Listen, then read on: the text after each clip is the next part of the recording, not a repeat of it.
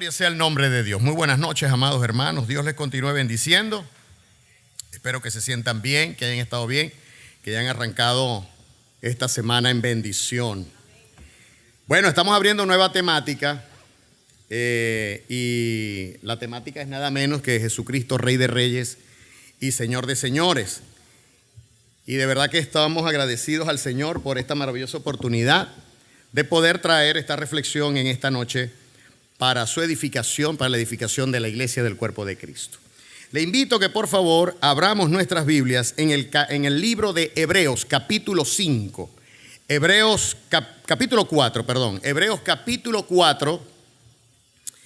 del versículo 14 hasta el capítulo 5, versículo 6. Hebreos capítulo 4, versículo 14 hasta el 5:6. Le voy a pedir que tengamos un momento de reverencia por la palabra de Dios. Nuevamente, por favor, estemos de pie. Solamente será 1 o 2 minutos para leer esta porción. Y entonces damos inicio a la reflexión en esta noche. Dice aquí la palabra de Dios. Por tanto, teniendo un gran sumo sacerdote que traspasó los cielos, Jesús, el Hijo de Dios, retengamos nuestra profesión. Porque no tenemos un sumo sacerdote que no pueda compadecerse de nuestras debilidades, sino uno que fue tentado en todo según nuestra semejanza, pero sin pecado. Acerquémonos pues confiadamente, ¿a dónde? Al trono de la gracia. Acercámonos confiadamente, ¿a dónde? Al trono de la gracia. O sea que este sumo sacerdote está sentado en el trono de la gracia. A su nombre gloria. Dice, para alcanzar misericordia y hallar gracia para el oportuno socorro. Porque todo sumo sacerdote tomado de entre los hombres es constituido a favor de los hombres en lo que a Dios se refiere, para que presente ofrendas y sacrificios por los pecados, para que se muestre paciente con los ignorantes y extraviados, puesto que él también está rodeado de debilidad. Y por causa de ella debe ofrecer por los pecadores, tanto por sí mismo como también por el pueblo. Y nadie toma para sí esta honra, sino el que es llamado por Dios, como lo fue Aarón. Así tampoco Cristo se glorificó a sí mismo, haciéndose sumo sacerdote, sino el que le dijo, tú eres mi hijo, yo te he engendrado hoy. Como también dice en otro lugar, tú eres sacerdote para siempre, según el orden de Melquisedec. A su nombre sea la gloria. Puede tomar su asiento. Bueno, en esta oportunidad, de verdad que me gozo porque las dos meditaciones o predicaciones que antecedieron a la que corresponde al día de hoy fueron de verdad hermosas, espectaculares y sobre todo muy edificantes. El miércoles pasado nuestro pastor Juan Ramos expuso un mensaje estupendo. Yo no pude venir porque cuando iba saliendo con el coche cayó el aguacero y no pude venir. Pero sí lo vi luego por internet. Y ese mensaje se denominó Hay un Dios en el trono. Y luego el pasado domingo nuestro anciano José Barrios nos habló de un mensaje denominado Nombre sobre todo nombre. El mensaje que yo les traigo en esta noche se llama El máximo sacerdote que está en el trono. El máximo sacerdote que está en el trono. Esquilo, un varón ateniense, fue sentenciado a muerte. Esto sucedió allá en la época de Alejandro Magno, un ciudadano llamado Esquilo. Él fue sentenciado a muerte por unas fechorías que había hecho. Su hermano Amentos, no Lamentos, sino Amentos, era como el alter ego de Esquilo. Era más bien un guerrero que con mucho arrojo se enfrentaba a todos los enemigos de Atenas y en una de las tantas batallas perdió una mano. Sin embargo, su acto heroico dirigiendo las tropas atenienses logró prevalecer en batalla, dándole la paz y la tranquilidad a su ciudad. Amentos, al enterarse que su hermano Esquilo iba a ser sentenciado a muerte, se presentó en el tribunal. Y cuando llegó al tribunal, vio ya toda la escena preparada.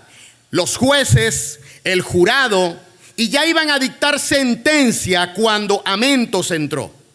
Y cuando Amentos entró, lo primero que se le ocurrió fue sacar y desnudar su mano amputada. Y cuando vieron la mano amputada de Amentos, todos los jueces reflexionaron y por aquella muestra de valentía y arrojo en aquel miembro amputado que logró salvar a la ciudad, absorbieron a Esquilo. Así hoy en día, cuando nuestro sumo sacerdote que está en el trono, él muestra sus cicatrices en las manos, en los pies, en su costado, ante el Padre. Cuando estamos siendo acusados por el enemigo, el Padre nos absuelve también porque fuimos lavados por la sangre de ese cordero inmolado, de ese sacerdote perfecto. A su nombre sea la gloria. Amados hermanos, el ministerio sumo sacerdotal de Cristo sustenta nuestra identidad y nuestra posición como hijos de Dios. Gracias al ejercicio de Cristo como sumo sacerdote en el trono del Altísimo ante su Padre, nosotros tenemos firme nuestra profesión, tenemos firme nuestra identidad y nuestra posición como hijos. A su nombre sea la gloria. Y vamos a ver en esta noche unas cualidades, un par de cualidades que muestran cómo ese ejercicio sacerdotal inciden en reafirmar nuestra identidad y nuestra posición como hijos de Dios. Vamos a ver dos aspectos del ejercicio sacerdotal de Cristo Jesús, quien desde el trono intercede por nosotros. El primero nosotros lo encontramos allí en Hebreos 5:5, cuando él dice: así tampoco Cristo se glorificó a sí mismo haciéndose sumo sacerdote, sino el que le dijo: tú eres mi hijo, yo te he engendrado hoy. El que lo nombró, el que lo llamó hijo delante de mucha gente y dio testimonio de él, fue el que constituyó a Jesús como sumo sacerdote, máximo sumo sacerdote. Jesús es el verdadero máximo pontífice. Ese sí es el verdadero máximo pontífice. Segunda de Timoteo 2:15 dice: pues solo hay un mediador entre Dios y los hombres, Jesucristo hombre. Jesús tendió puentes para que hoy tú y yo tengamos paz con el Padre. A su nombre sea la gloria. Ahora, ¿cuál es ese primer aspecto del ministerio sacerdotal, sumo sacerdotal de Cristo? Bueno, el primer aspecto es que su sacerdocio posee legitimidad total de origen. Tenemos un sumo sacerdote legítimo, no uno que se autoinvistió, sino uno que fue nombrado. No uno que se nombró solo, sino uno que fue nombrado. En otras palabras, cuando nosotros leemos aquí que tampoco Cristo se glorificó haciéndose sumo sacerdote, podemos entender que nosotros somos tributarios del sacerdocio legítimo y perfecto de Cristo. En otras palabras, tenemos la cobertura del verdadero sumo sacerdote que es Cristo Jesús. Tenemos la verdadera cobertura. Tenemos un Señor, como le explicó el pastor Ramos, un Dios que está sentado en el trono y que dirige todo el universo. Nada escapa de su control. Todo está sincronizadamente manejado por Él, pero Él no solamente ordena todas las cosas, incluso nuestra propia vida, sino que también tiene en sus manos tu destino y mi destino. Y además, en este trayecto, mientras Él regresa, nos va perfeccionando día a día e intercede por nosotros ante el Padre. A su nombre sea la gloria. Ahora, esta es una faceta de Cristo. Jesús en sí mismo encierra las tres facetas. Faceta como profeta, lo hizo, pero ahora faceta como rey y faceta como sumo sacerdote.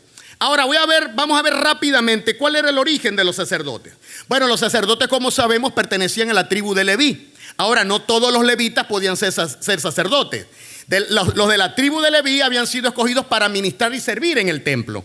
Pero solamente los que descendían directamente de Aarón, esos eran los que podían ser sacerdotes. Y eso está en Éxodo 28:1, cuando el Señor le dice a Moisés: y harás llegar delante de ti a Aarón tu hermano y a sus hijos consigo, de entre los hijos de Israel, para que sean mis sacerdotes, a Aarón y a Nadab, Abiú, Eleazar e Itamar, hijos de Aarón. Ahí los está nombrando. Los hijos de Aarón eran los que podían ser sacerdotes.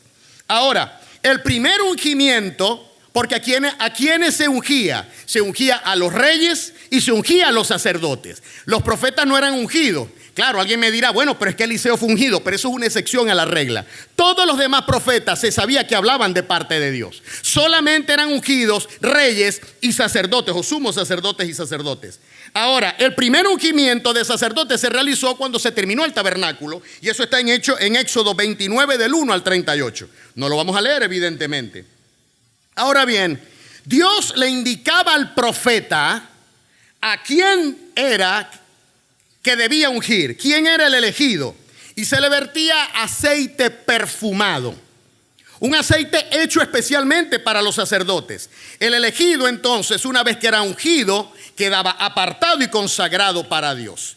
Ahora bien, ¿cuál era la función de los sacerdotes? La tenemos ahí en el texto que leímos en el Nuevo Testamento, ahí en Hebreos 5 del 1 al 3. No vamos a leer el correspondiente en el Antiguo Testamento porque se nos iría la noche. Pero allí del 1 al 3 dice: porque todo sumo sacerdote tomado de entre los hombres es constituido a favor de los hombres en lo que a Dios se refiere. Aquí está la clave: para presentar ofrendas y sacrificios por los pecados, para que se muestre paciente con los ignorantes y extraviados, puesto que él también está rodeado de debilidad, y por causa de ella, de la debilidad, él debe ofrecer por los pecados, tanto por sí mismo como también por el pueblo. Entonces, él tenía que ofrecer sacrificios, los sacerdotes tenían que ofrecer ceremonias sagradas, y los sacerdotes debían enseñar la ley y orientar a la gente. Ahora, te tengo una noticia. Jesús fue ungido 2 veces, primero como sacerdote y luego como sumo sacerdote. Tuvo 2 ungimientos. ¿Y dónde nosotros lo encontramos? Bueno, nosotros podemos ver que cuando él fue bautizado en el Jordán, a los 30 años, él estaba dando cumplimiento a la ley para poder asumir el sacerdocio. En Números 4 del 1 al 3 te dice: habló Jehová a Moisés y a Aarón diciendo: toma la cuenta de los hijos de Coat de entre los hijos de Leví, por su familia según las casas de sus padres, de edad de 30 años arriba hasta 50 años, todos los que entran en la compañía para servir en el tabernáculo de reunión. Quiere decir que Jesús esperó pacientemente 30 años para entrar al ministerio, para entrar al sacerdocio. Y cuando Juan el Bautista lo bautiza por supuesto en agua. Y luego, ¿qué fue lo que sucedió allí? Lo encontramos en Lucas capítulo 3 versículos 21 y 22. Aconteció que cuando todo el pueblo se bautizaba, también Jesús fue bautizado. Y orando, el cielo se abrió y descendió el Espíritu Santo sobre él en forma corporal como paloma, y vino una voz del cielo que decía: tú eres mi hijo amado, en ti tengo complacencia. Es decir, el Hijo se hizo cercano a nosotros. Dice, cuando el pueblo se bautizaba, también Jesús se bautizó. En Hebreos capítulo 2 versículos 14 y 15 dice: y así que por cuanto los hijos participaron de sangre y carne, él, Jesús, también participó de lo mismo, para destruir por medio de la muerte al que tenía el imperio de la muerte, esto es al diablo.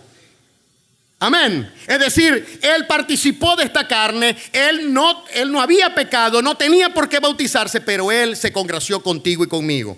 Se identificó, se metió en el barro con nosotros y él fue bautizado allí.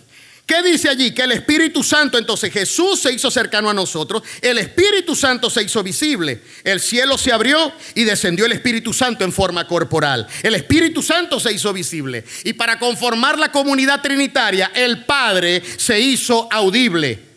Jesús se hizo presente, el Espíritu se hizo visible y el Padre se hizo audible. Y dice allí: vino una voz del cielo que decía: tú eres mi Hijo amado, en quien tengo complacencia.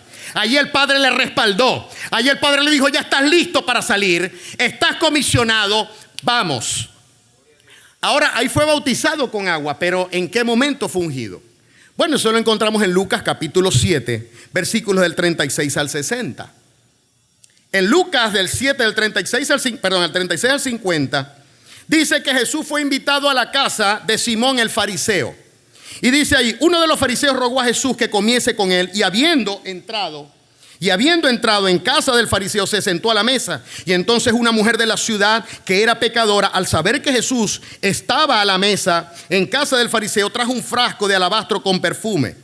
Y estando detrás de él a sus pies, llorando, comenzó a regar con lágrimas sus pies, y los enjugaba con sus cabellos y besaba sus pies, y los ungía con el perfume. Y cuando vio esto el fariseo que le había convidado, dijo para sí: si fuera profeta, conocería quién y qué clase de mujer es la que le toca, que es pecadora. Y entonces respondió Jesús y le dijo, salió a defender a la mujer, y le dijo: Simón, una cosa tengo que decirte. Y él le dijo: dime, maestro. Un acreedor tenía 2 deudores, el uno debía 500 denarios, el otro 50. Y no teniendo ellos con qué pagar, perdonó a ambos. Dime pues, ¿cuál de ellos le amará más? Y respondiendo Simón le dijo: pienso que aquel a quien perdonó más. Y él le dijo: rectamente has juzgado.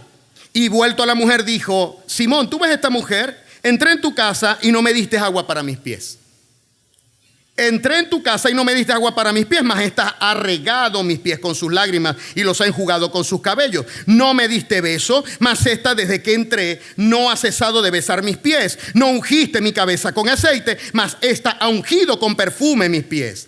Por lo cual te digo que sus muchos pecados le son perdonados, porque amó mucho, mas aquel a quien se le perdona poco, poco ama. Y a ella le dijo: tus pecados te son perdonados. Y los que estaban juntamente sentados a la mesa comenzaron a decir: ¿y quién es este que también perdona pecado? Vemos entonces que allí Jesús es ungido. Ahí apenas habían pasado pocos meses después que él fue bautizado. Fue bautizado en agua y recibió ese ungimiento. Algunos piensan que porque este es uno de los muy pocos sucesos que se ven en los 4 evangelios. En el Evangelio de Mateo, en el Evangelio de Marcos y en el Evangelio de Juan se habla de este suceso en casa de Simón. Algunos le dicen Simón el fariseo, otros le dicen el Simón el leproso. Les aseguro que ese fue un Simón que fue sanado, porque si hubiera sido leproso, nadie hubiera ido para esa casa. Entonces, y en Juan se nos dice que también estaba allí Lázaro. Es decir, como que había una convención de sanados y a Jesús le estaban dando un banquete de honra.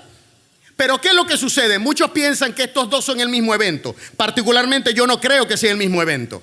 Recuerden que Dios trabaja por ciclos, como se lo dije a los hombres en un taller que les di en estos días. Dios trabaja por ciclos. Él comienza una época, la rellena de sucesos y luego vuelves a la misma época. Ejemplo, primavera. Arranca primavera, viene verano, luego viene otoño, llega invierno y regresa a la primavera.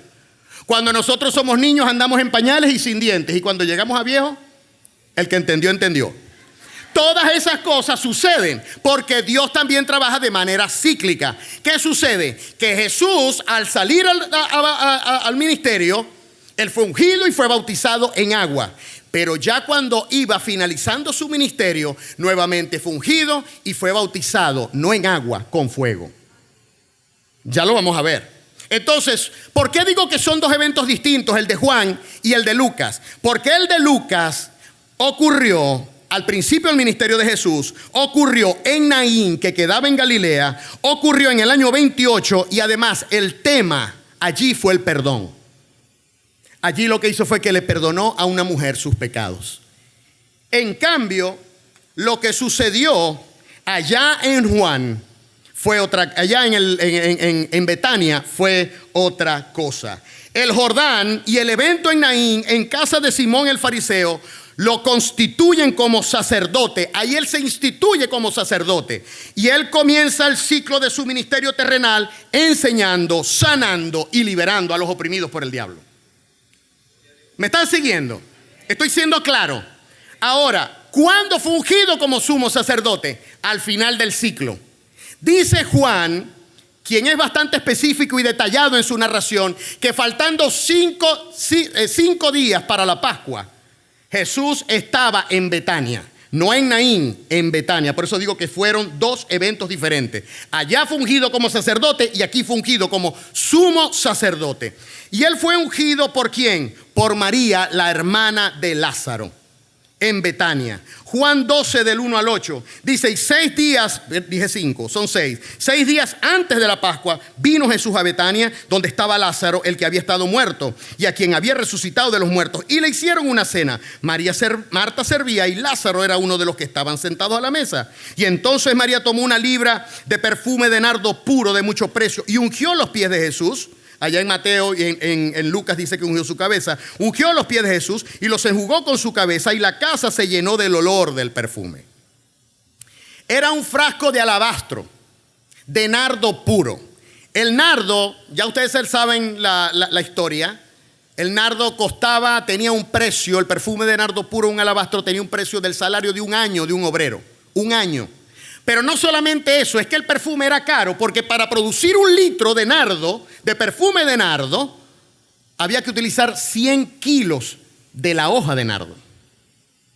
Imagínense ustedes lo concentrado que era eso. Por eso es que cuando quiebra el frasco, toda la casa se impregnó de aquel aroma y de aquel perfume. Todo esto tiene simbología y todo esto tiene su explicación. Pero no me quiero adelantar porque no me quiero tubear. Él fue ungido allí en casa en Betania, faltando una semana para su crucifixión, y él fue bautizado no en agua, sino ahora en fuego. En Mateo capítulo 3, versículo 11 dice, yo a la verdad os bautizo con agua. Este fue Juan el Bautista. Os bautizo con agua para arrepentimiento, pero el que viene tras de mí, cuyo calzado no soy digno de llevar, es más poderoso que yo. Él lo bautizará en Espíritu Santo y fuego. Son 2 bautismos distintos, el bautismo con Espíritu Santo y bautismo en fuego. ¿Y cuál es ese bautismo en fuego? Ya lo vamos a ver.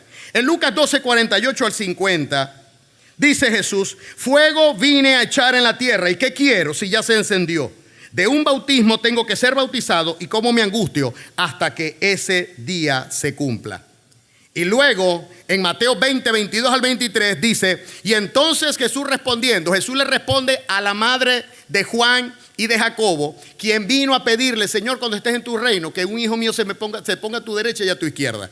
Y Jesús le dijo, respondiendo Jesús, no sabéis lo que pedís. ¿Podéis beber del vaso que yo he de beber y ser bautizados con el bautismo con que yo soy bautizado? Y ellos le dijeron, podemos. Y él les dijo, y aquí les dio una palabra profética, a la verdad de mi vaso beberéis, y con el bautismo con que soy bautizado seréis bautizados. Pero el sentaros a mi derecha y a mi izquierda no es mío darlo, sino aquellos a quienes está preparado por mi Padre. En otras palabras, ¿cuál es el bautismo de fuego? El martirio. El martirio. Y de hecho, todos los apóstoles murieron crucificados, quemados, apedreados. Todos ellos murieron en martirio. Es decir, Jesús les estaba dando una palabra profética y les estaba diciendo, ciertamente voy a pasar por un bautismo de fuego.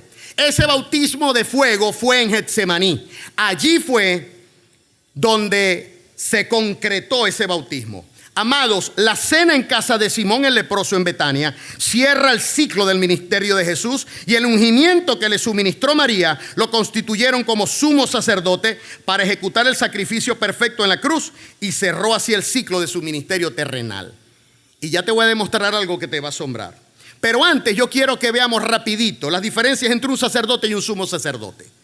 Un sacerdote en cuanto al acceso. ¿A dónde podía llegar un sacerdote? Los sacerdotes nada más llegaban al atrio y al lugar santo, en el tabernáculo, en el templo. El sumo sacerdote llegaba hasta el lugar santísimo, una vez al año en la fiesta de la expiación. En cuanto a la representación, el sacerdote representaba a todos los hijos de Dios y ministraba a favor de los hombres, intercediendo ante Dios por ellos. ¿A quién representa el sumo sacerdote? A Cristo. Y su intercesión para expiación y remisión de los pecados. ¿Ok?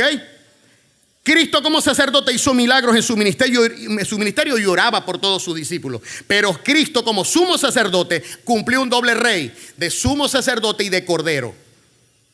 En Juan 1:29 dice Juan el Bautista, he aquí el Cordero de Dios que quita el pecado del mundo. Jesús, cuando subió a la cruz, asumió ambos roles. En cuanto a la cantidad, ¿cuántos sacerdotes habían? Muchos. Todos los que descendían de Aarón tenían derecho o eran nombrados sacerdotes. Ahora, ¿en cuántos sumos sacerdotes había? Uno solo. Uno solo.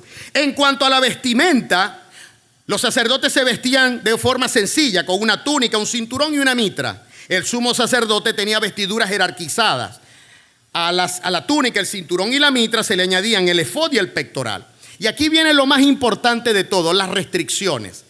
El sumo sacerdote tenía las restricciones del voto nazareo, que están descritas en Números capítulo 6. Después con calma usted lo busca para que usted vea. No debía hacerse cortes, herirse en la piel, no debía tampoco hacerse torsos en la cabeza, tenía que abstenerse de muchas cosas. Ahora, vamos a ver algunas restricciones, ¿no? Nada más vamos a ver 3. La primera, la contaminación por muerte. Un sacerdote solamente podía contaminar o se le permitía tener contacto con familiares cercanos fallecidos. Eso está en Levíticos 21 del 1 al 3. Pero el sumo sacerdote no podía tener ningún tipo de contacto con ningún muerto.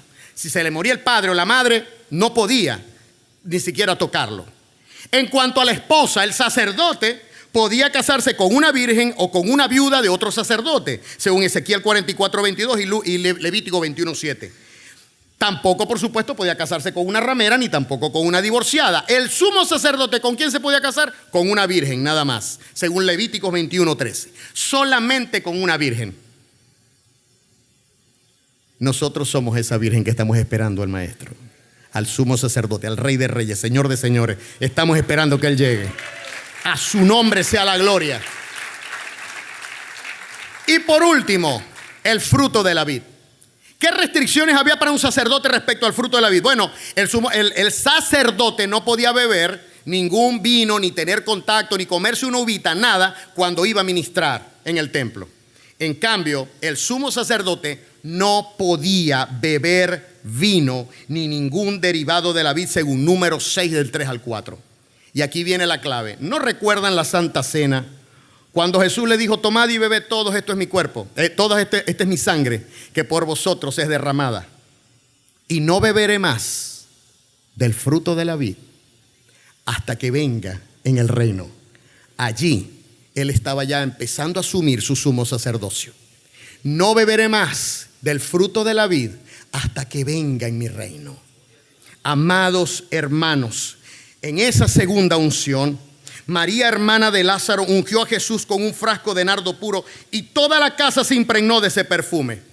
Ustedes saben que el aceite de la unción era un aceite especial. No era un aceite común y corriente para cocinar o lo que sea. No era un aceite perfumado. Tenía unas especificaciones. Dios es tan perfecto que Él, incluso allá en Éxodo 30 del 22 al 25, 32 y 33 y 38, Él habla de cómo el perfume tenía que tener un olor especial de acuerdo al arte del perfumador. En otras palabras, amados, cuando un sumo sacerdote se quitaba sus vestiduras y se iba a hacer el mercado, la gente sabía que él era el sumo sacerdote o que era un sacerdote porque él tenía la fragancia de la unción que le habían colocado. Él utilizaba ese perfume para perfumarse y eso lo identificaba, la gente lo identificaba.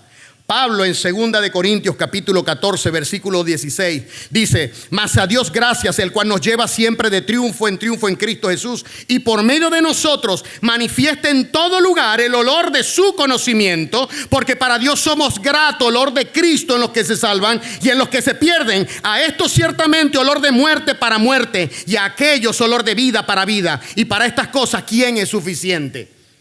Amado, en el mundo espiritual, si usted tiene intimidad con Dios y usted se está bañando de la unción de Dios, en el mundo espiritual eso se siente. Por eso fue que ahí en el libro de los Hechos, cuando se acercaron los hijos de Esceva, a echar fuera a un demonio, y le dijo: te conjuramos por Jesús, el que predica Pablo, que salgas de allí. Y él le dice: a Jesús conozco porque venció al jefe. Y a Pablo también, porque nos vive sacando de todos lados. Pero ¿ustedes quiénes son? Y le cayeron encima. Ellos creían que con una formulita podían echar fuera un demonio.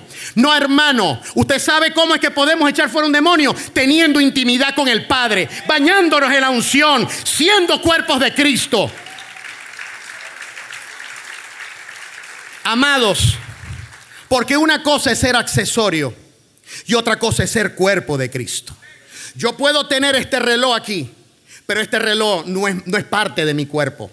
Yo puedo tener este paltó aquí, pero esto no es parte de mi cuerpo. Cuando a Jesús lo enterraron, fíjense cómo Dios es tan bueno, tan perfecto. Lo enterraron, lo sepultaron tan rápido que no dio tiempo a que lo embalsamaran.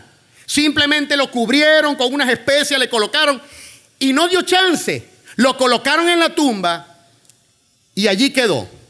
Y al tercer día, obligado, las mujeres tenían que ir porque había que embalsamar al maestro.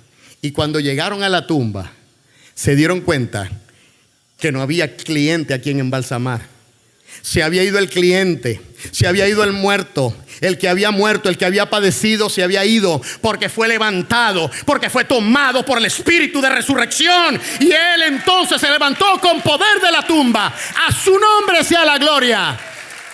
Ese espíritu de resurrección es el que vive en ti y en mí.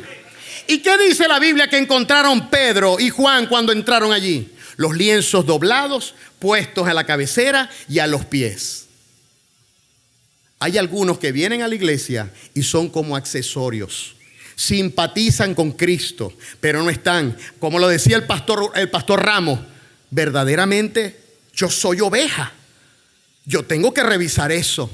Y no quiero decir aquí con esto que no tengamos seguridad de salvación. No, precisamente lo que tenemos es que estar pegados en el collado de Dios, pegados al sumo sacerdote, porque Él está puesto para interceder por nosotros, está puesto para interceder por ti, para llevar tus cargas, para llevar tus cuitas, tus problemas.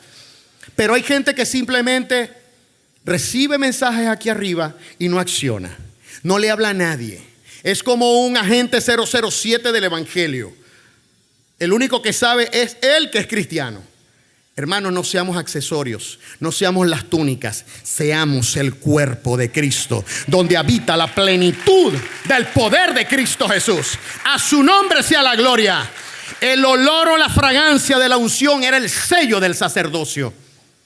En Apocalipsis capítulo 1 versículos 4 al 6 nos dice: y Juan, a las 7 iglesias que están en Asia, gracia y paz a vosotros, del que es, que era y que ha de venir, y de los 7 espíritus que están delante del trono, y de Jesucristo, testigo fiel, el primogénito de los muertos y el soberano de los reyes de la tierra, al que nos amó y nos lavó nuestros pecados con su sangre, y nos hizo reyes y sacerdotes para Dios su Padre. A Él sea la gloria, el imperio por los siglos de los siglos. Amén.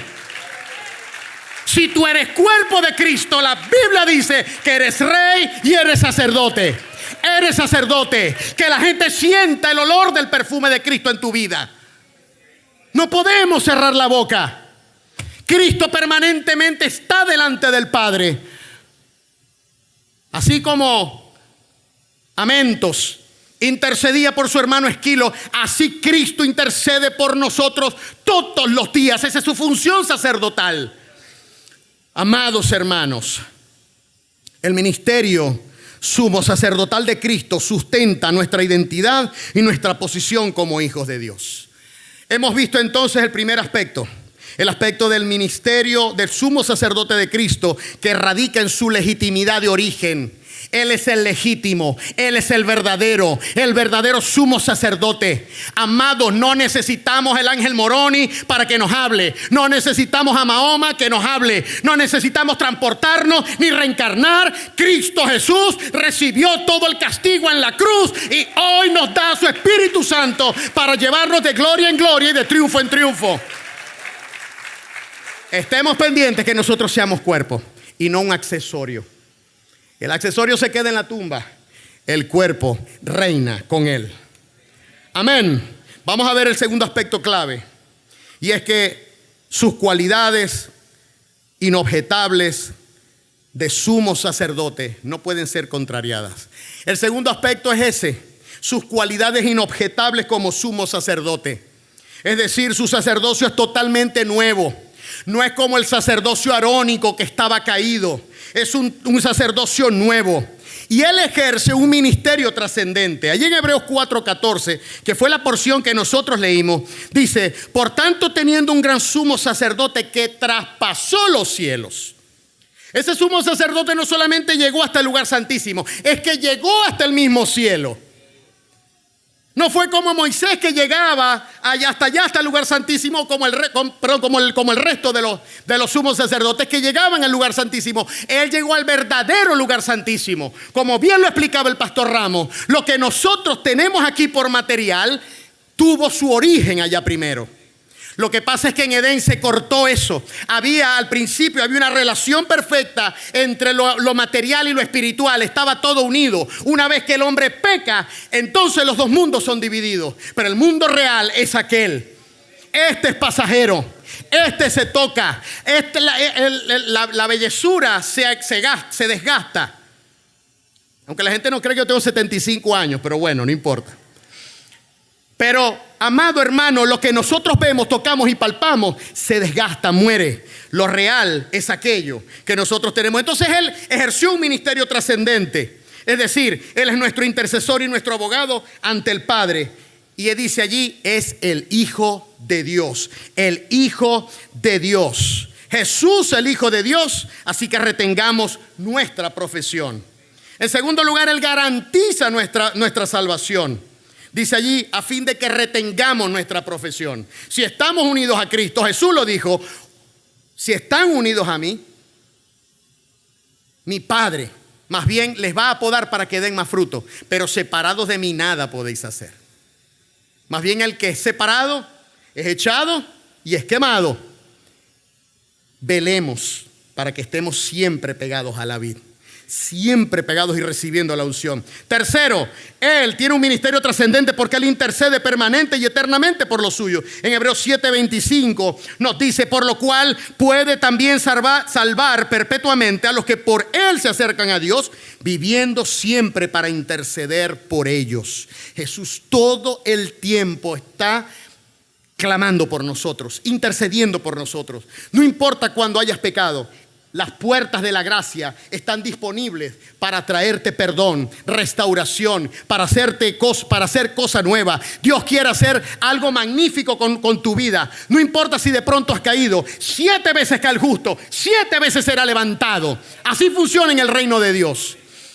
Solo que no usemos la gracia como un mecanismo para vivir en libertinaje. Eso tenemos que tenerlo bien claro. Pero su gracia es abundante. En 1 de Juan capítulo 2 versículo 1 dice, y si alguno hubiere pecado, abogado tenemos para con el Padre. ¿Qué hace un abogado? Intercede ante el juez.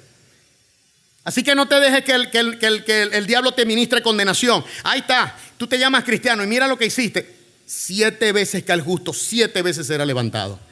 Amén. Segundo, aparte de que ejerce un ministerio trascendente, es un sumo sacerdote compasivo. Hebreos 4:15 lo dice, porque no tenemos un sumo sacerdote que no pueda compadecerse de nuestras debilidades, sino uno que fue tentado en todo, pero sin pecado. Él te entiende, Él entiende cuando somos tentados. Hermano, ser tentado no es pecado, pecado es cederse a la tentación.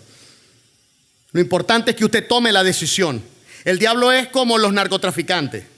Usted sabe que los narcotraficantes tienen por regla no probar la droga, ¿no? Ellos no hacen uso de eso, pero la venden. El diablo es igual. Él te ofrece sexo, pero él no lo prueba. Pero él te lleva a ti para que tú tomes la decisión y tú violentes el pacto con Dios. Él te ofrece cualquier cosa, cualquier vicio. Él no lo prueba, pero él te lleva y te induce. No nos cedamos a eso. Para eso está el poder del Espíritu. Tercero, nos protege con poder desde su trono. Dice, acerquémonos pues confiadamente al trono. Nos protege con poder. Al trono de la gracia para alcanzar misericordia y hallar gracia para el oportuno socorro. Y allí mismo en Hebreos 2:18 dice, pues en cuanto Él mismo padeció siendo tentado, es poderoso para socorrer a los que son tentados. Jesús fue tentado en todo, pero nunca pecó. Amados, Él nos protege desde su santo trono. Él es fiel. En Hebreos 2:17 nos dice que es fiel. Dice, por lo cual debía ser en todo semejante a sus hermanos para venir a ser misericordioso y fiel sumo sacerdote en lo que a Dios se refiere para expiar pecados. Y termino con esto, es eterno. Fue hecho un sumo sacerdote para siempre, como dice en Hebreos 6:20. Dice, donde Jesús entró por nosotros como precursor, hecho sumo sacerdote para siempre, según el orden de Melquisedec. Amados hermanos, estos dos aspectos, El hecho de que Jesús es el sumo sacerdote legítimo. No es ningún papa, no es ningún profeta, es Cristo Jesús. Eso garantiza muchas cosas en nuestra vida. Y en segundo lugar, es decir, la seguridad de nuestra salvación. Y en segundo lugar, sus cualidades inobjetables como sumo sacerdote. Él tiene un sacerdocio trascendente, garantiza nuestra salvación, intercede por nosotros, es compasivo, nos protege con poder desde el trono. Él es fiel y Él es eterno. A su nombre sea la gloria. Cierro con esto. Amados, en Juan 1:11 dice: a los suyos vino y los suyos no le recibieron. A los suyos vino y los suyos no le recibieron. Los ancianos, sacerdotes o el Sanedrín no declararon justo a Jesús, pero el Padre designó a Poncio Pilato, que representaba el máximo poder en el planeta, existente en el planeta en ese momento, para que lo declarara justo y santo. Él dispuso que un tribunal pagano más poderoso que el Sanedrín, que imperaba sobre el mundo, lo declarara justo e inocente.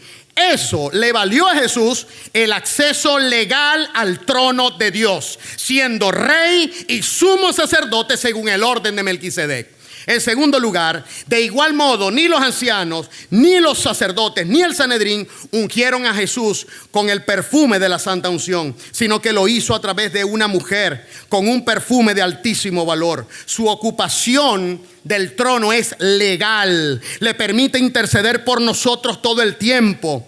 Es más, dice en Apocalipsis 8:3 y 4, que siempre se siente. Ustedes nos recuerdan que en el tabernáculo, en el lugar santo, había un altar de incienso. El incienso, que despliega un aroma, simboliza las oraciones de los santos. Dice en Apocalipsis 8:3 y 4 que nuestras oraciones, Pablo dice, ¿cómo hemos de orar? No lo sabemos, pero el Espíritu intercede por nosotros con gemidos indecibles. El Espíritu toma nuestra oración y como Jesús está en el trono del Padre, Él toma nuestra oración y la hace perfecta y la presenta delante de Papá Dios. A su nombre sea la gloria. Y por último, el sacrificio perfecto de nuestro sumo sacerdote ratificó que el grano de trigo tenía que morir para que Él crezca en nosotros. Ratificó que Él debía morir físicamente para que hoy pudiésemos comer su carne y su sangre. No somos accesorios, somos su propio cuerpo. Y por último, era necesario que así como el frasco de alabastro se quebró, así Cristo también tenía que ser quebrado para que su fragancia de resurrección y vida llene nuestra vida, llene nuestra casa como la llenó en Betania y llene también a todo este planeta. La permanente intercesión de Cristo por nosotros ante el Padre se mezcla con nuestras oraciones. Ese es nuestro sumo sacerdote, que además es rey y que está en el trono. Vamos a ponernos en posición de pie. Padre, te damos gracias por este momento que hemos escuchado tu palabra. A tu nombre gloria por tu bondad y tu misericordia. Gracias, Dios. Gracias, Jesús, porque accediste voluntariamente a asumir el sacrificio, a ser bautizado por fuego, Señor, y a recibir todo el castigo que merecíamos. Gracias por tu bondad, por tu misericordia. Y por eso fue por tu obediencia, al aprender obediencia, que el Padre te exaltó hasta lo sumo y te dio un nombre que es sobre todo nombre, para que en el nombre de Jesús se doble toda rodilla de los que están en los cielos, en la tierra y debajo de la tierra. Gracias, Señor, porque somos un cuerpo, somos tu cuerpo y tú habitas entre nosotros. A tu nombre gloria. Oramos en el nombre de Jesús. Amén.